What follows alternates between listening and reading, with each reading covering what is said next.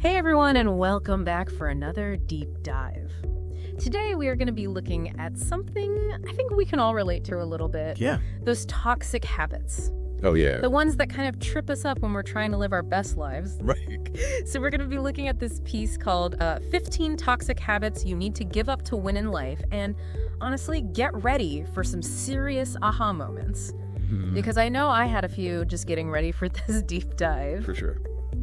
So as we go through each of these habits, think about which ones really kind of resonate with you. Yeah. What are those little things that you might be doing that are holding you back? It's fascinating, isn't it, how these habits just become part of our lives.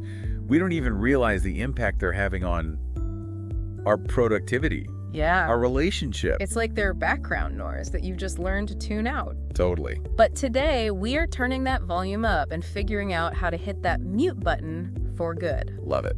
So, are you ready to dive into that first habit? Okay.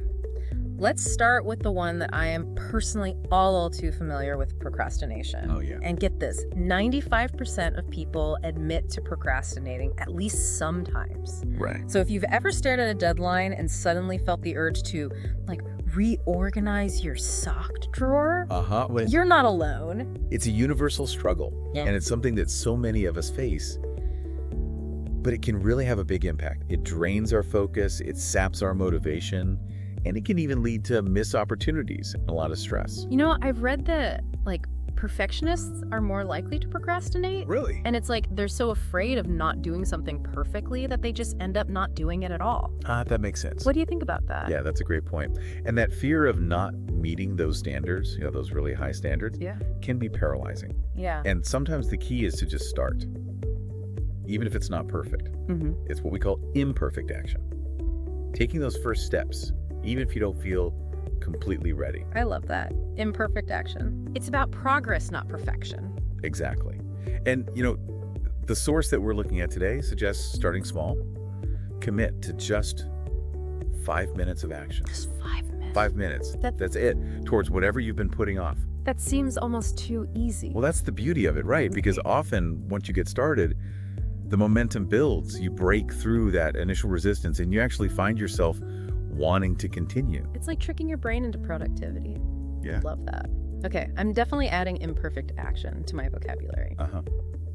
Now, let's move on to a habit that might seem small, but can really speak volumes about a person. Lateness. Okay. What are your thoughts on that one?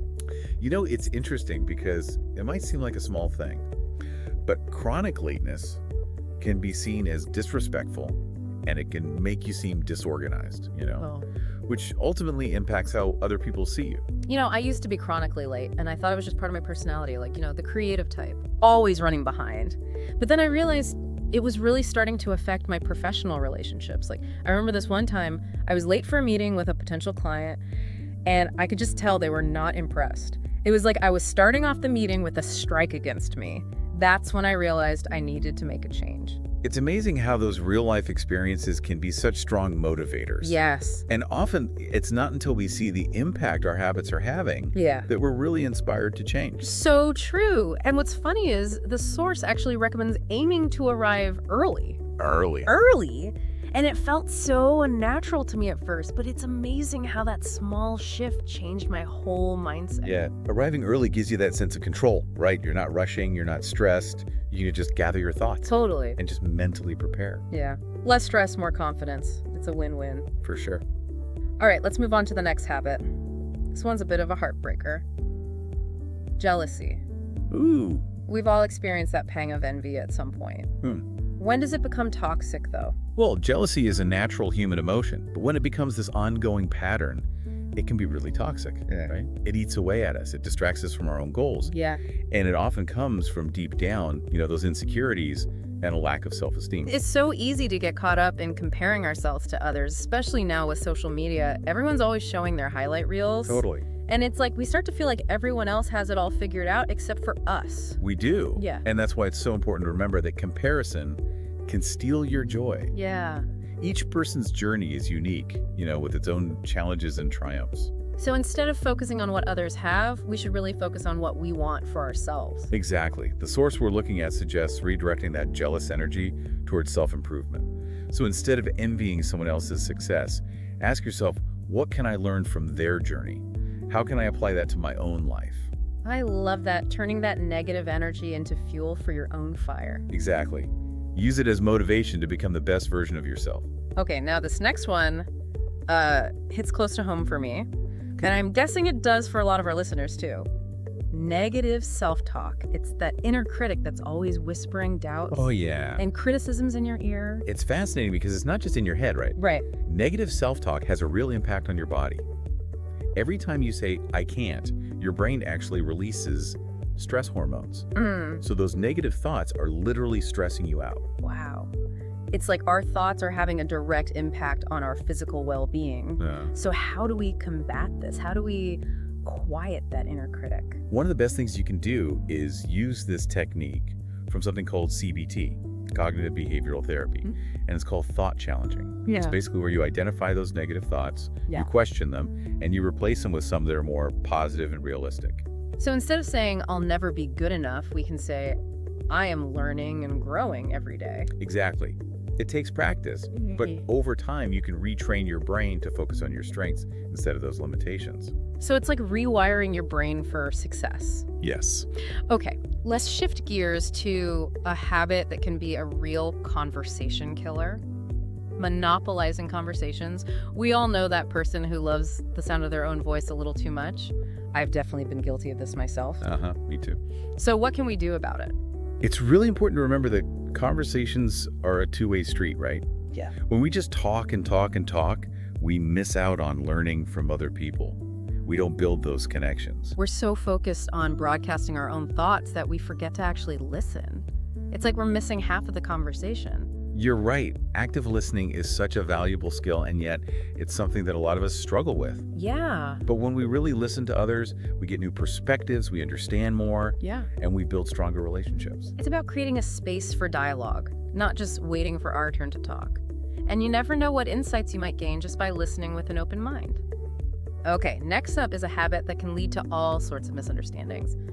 Jumping to conclusions. Oh, yeah. It's so easy to do that. Fill in the blanks with assumptions instead of seeking clarification. Right. And it creates a lot of unnecessary conflict. What's the key to avoiding this? Curiosity. Before you make a judgment or you react, get the facts. Ask questions, seek clarification, and approach the situation with a real desire to understand. So instead of assuming the worst, we should assume the best. Well, it's not necessarily about assuming the best, but more about coming into the situation with an open mind. Okay. So be curious, not judgmental. Exactly. That's a great reminder. And often we find that what's actually happening is totally different from what we thought. Yeah. Which can save us a lot of stress. All right, let's talk about a habit that's a major joy stealer, and it's really common, especially now with social media. Comparing ourselves to others. It's so easy to do. It is. We get caught up in these highlight reels. We feel like we're coming up short. But here's the thing. Comparison steals your joy. Yeah. Each person's journey is different, with its own challenges and its own wins. It's like comparing apples and oranges. So easy to fall into that trap though, right? You're scrolling through social media, you see everybody's perfectly curated lives, and it can be really disheartening. Totally. Yeah. And that's why it's important to be mindful of how much time you spend on social media. Right. Remember, those highlight reels are just a snapshot, Yeah. not the whole picture. Instead of comparing, focus on your own progress.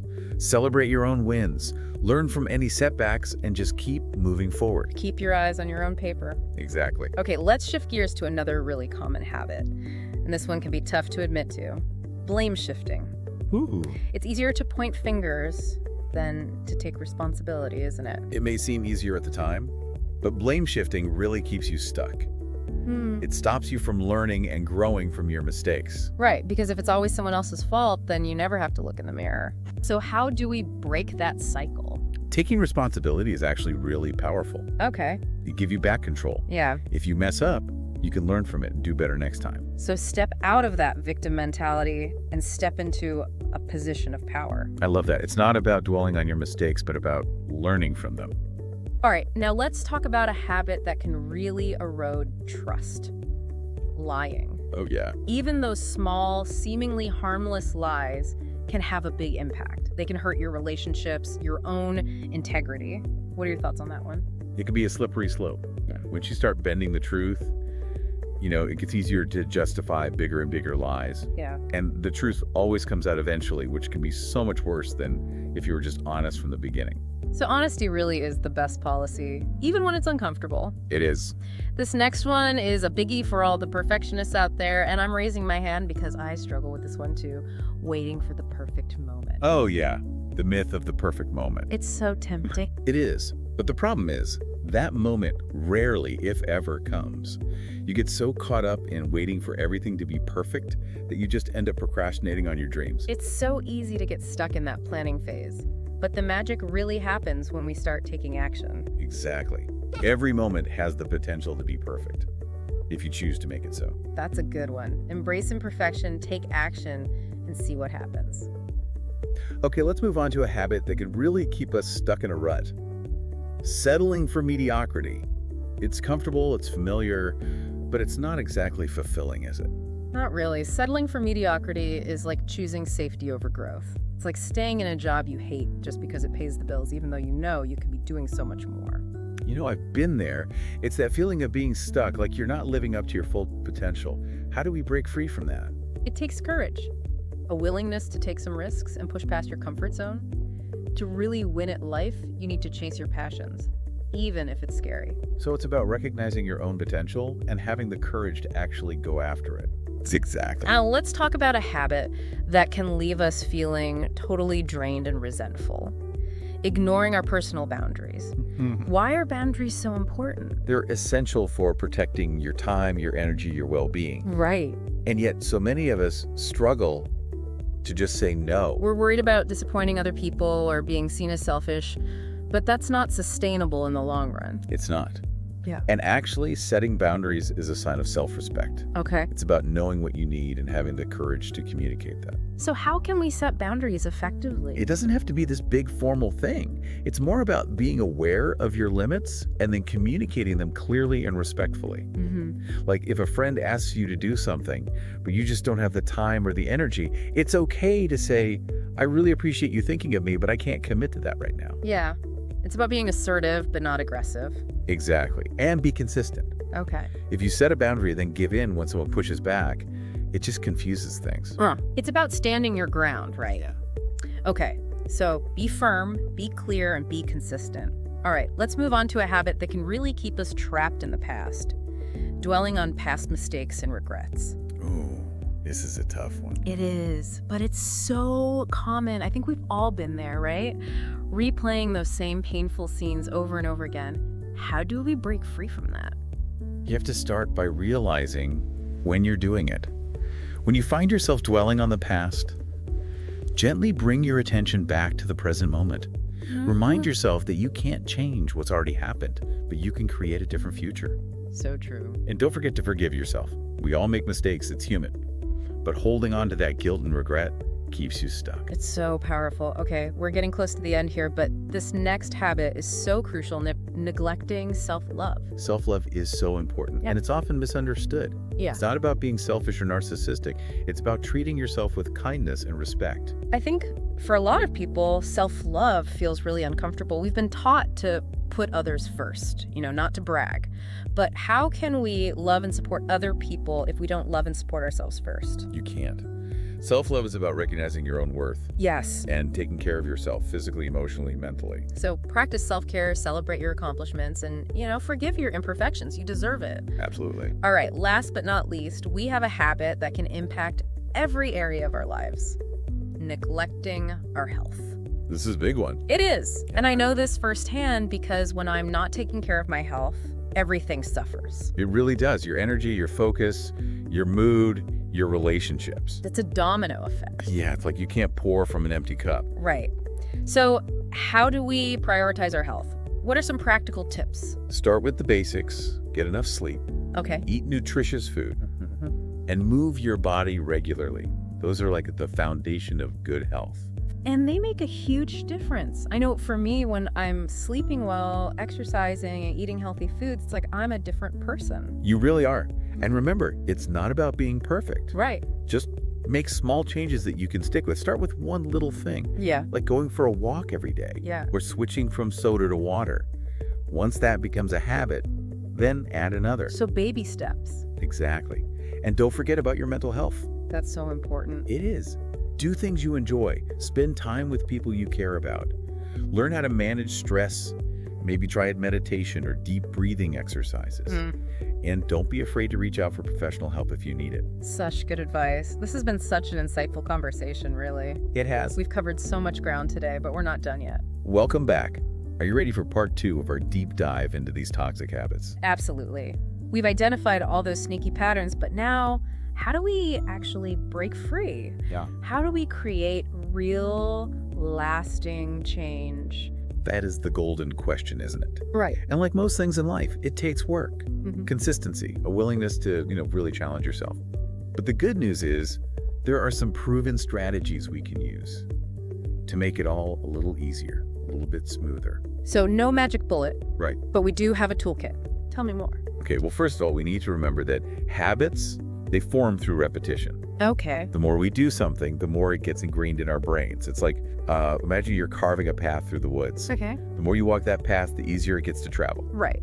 So to break a habit, we need to consciously choose a different path and stick to it, even when it feels a little uncomfortable. Exactly. We're rewiring our brains, creating new pathways. And one of the best ways to do that is through something called habit stacking. Habit stacking. Yeah. I like the sound of that. What is that? So it's basically attaching a new habit to one you already have. Okay. So for example, let's say you want to start meditating every morning. You could stack that onto your habit of brushing your teeth. Okay. So after you brush your teeth, you meditate for 5 minutes. I love that. It's like sneaking in a good habit by using an existing routine. Yeah. You're leveraging those existing pathways in your brain. So we're kind of tricking our brains into adopting new behaviors? In a way, yes. Okay, so that's one tool. Another powerful tool is visualization. Okay. You've probably heard about this with sports. Right. But it can also help you break habits. How does that work? Well, you create a picture in your mind of yourself doing the new habit, the way you want to do it. The more detail, the better. So if I wanted to stop, procrastinating, I should imagine myself, at my desk, focused, getting work done. Yes. Engage all your senses. What do you see? What do you hear? What do you feel? Make it real in your mind. And your brain starts to believe it's possible. It's like you're creating this mental movie Yeah. of the person you want to become. Exactly. It's shifting your mindset from I can't to I can. And speaking of mindset, self-compassion is huge when it comes to breaking habits. We talked about self-love a bit earlier, but how does self-compassion fit in here? Well, it's about treating yourself with kindness. The same kindness you would show a friend. Yeah. We're all human. We all mess up. Right. It's about learning and moving on. So instead of beating ourselves up, we give ourselves a little pep talk. Exactly. Setbacks happen. Yeah. They're part of the process. It's about being your own cheerleader. Right. Now, what about when you're trying to change and it's just not happening? You feel discouraged. I think we've all been there. How do we stay motivated when we hit those bumps in the road? Remember, change isn't always a straight line. There are ups and downs, setbacks, and breakthroughs. The key is to just keep going, even when it's tough. So it's not about perfection, it's about perseverance. Yeah. Focus on why you're doing this. How will your life be better? What will you gain? So instead of focusing on how hard it is to give up, say sugar, I should focus on how much better I'll feel. More energy, thinking more clearly. Exactly. You're focusing on the positive. It's about focusing on what we gain, not what we give up. I love that. Okay, this is really helping me to see the bigger picture. It's not just about breaking these bad habits. It's about creating a life that, feels more authentic. Yes. A life that's more fulfilling, more joyful. And don't forget, you don't have to go through this alone. There are people who can help. Therapists, coaches, support groups. Sometimes we need that extra support. We do. It's about building a team to help you become your best self. So before we move on, what's the one thing you hope our listeners take away from this? That breaking bad habits is a journey, not a sprint. It takes time and effort, and it's okay to make mistakes along the way. Be kind to yourself, celebrate those little wins, and don't give up on creating a life that you truly love. Beautifully said. You are capable of change. Now let's dive into some specific strategies for some of the most common habits. Let's start with procrastination. We all know what it is, but how do we actually stop doing it? Yeah, that's a good one. A lot of times procrastination comes from feeling overwhelmed, or maybe a fear of failure. So one thing that helps is to break down those big, scary tasks into smaller steps. So instead of trying to write like a whole research paper at once, I should just aim for one paragraph. Yeah, or even just one sentence. Okay. By making it smaller, it feels much less overwhelming. It's like that saying, how do you eat an elephant? One bite at a time. Exactly. Another thing that helps is to, get rid of distractions. Put your phone away, close those extra tabs on your computer, create a workspace where you can really focus. It's about setting yourself up for success. Yes. Yeah. It's much easier to resist temptation when it's not right there in front of you. And don't forget about positive self-talk. If you're procrastinating, your inner critic is probably going crazy. Oh, I know. Mine is. You're never going to finish this. You're not good enough. It's rough. So instead of listening to that, challenge it. Okay. Replace those thoughts with something positive, like, I can do this. I am resourceful. I will get this done. I am capable. I am resourceful. I will get this done. I'm going to write that down. All right, let's talk about lateness. How do we start showing up on time? Being more respectful of people's time. That's a big one. It's about planning and preparation. Okay. Set realistic deadlines. Give yourself extra time in case something unexpected happens. Lay out your clothes the night before, pack your bag, get everything ready so you're not rushing around in the morning. It's about having a system. Exactly. And remember, being late affects other people too. If you're always running behind, it says, I don't value your time. Yeah, that's a really good point. It's not just about being organized, it's about being considerate. Okay, let's talk about jealousy. How do we deal with those feelings of envy? Jealousy usually comes from our own insecurities. So first, think about what you're really feeling. What do you want? What are your goals? So it's about focusing on our own journey, not what other people are doing. Right. And instead of comparing yourself to others, try celebrating their wins. Okay. While focusing on your own goals. So like if someone gets a promotion at work, instead of feeling jealous, use that as motivation to set bigger goals for yourself. I like that. It's about turning that negative energy into something positive. Exactly. Another thing that helps is gratitude. Oh, yeah. Gratitude is so powerful. When you focus on the good things in your life, it's easier to let go of those negative feelings. Yeah. Okay, let's tackle one more habit before we wrap up this section. Negative self-talk. That inner critic can be so mean. It can. But you can learn to control it. Oh. Pay attention to your thoughts.